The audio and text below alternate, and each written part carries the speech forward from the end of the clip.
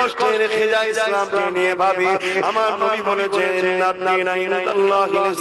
আল্লাহর মনোনীত ধর্ম হলো ইসলাম। কোরআন জানিয়ে দিয়েছে এবং নবী আমার জানিয়ে দিয়েছে, খবরদার তুমি তোমার ধর্ম পালন করো, অন্য ধর্মে আঘাত দিও না।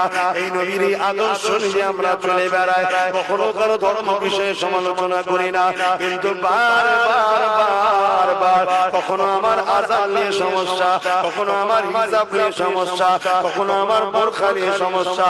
এমন করে করোনার সময়তে সবার সমস্যা না, শুধু মসজিদে গেলেই সমস্যা, বাজারে ভিড় হলে সমস্যা না, মদের দিকে ভিড় হলে সমস্যা না, সব জায়গায় সংযোগ থাকলে সমস্যা না, মসজিদে গেলেই সমস্যা।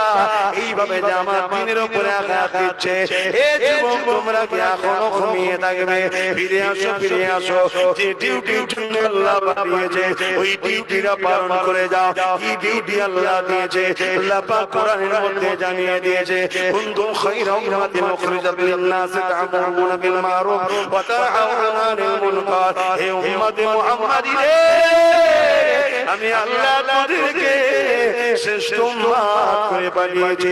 তোরা ভালো কাজ করবে, ভালো কাজের প্রচার করবে, ভালো কাজকে সাপোর্ট করবে, তোরা অন্যায় কাজ করবে না, অন্যায়কে সাপোর্ট করবে না, অন্যায় থেকে মানুষকে বিরত রাখবি। আজকে বিরত রাখা তো দূরের কথা, আজ আমরা অন্যায়কে কাঁধে করে পাওয়ারে বসায় আমরা। করেন না? এখনো সময় আছে, পরিবর্তন হয়।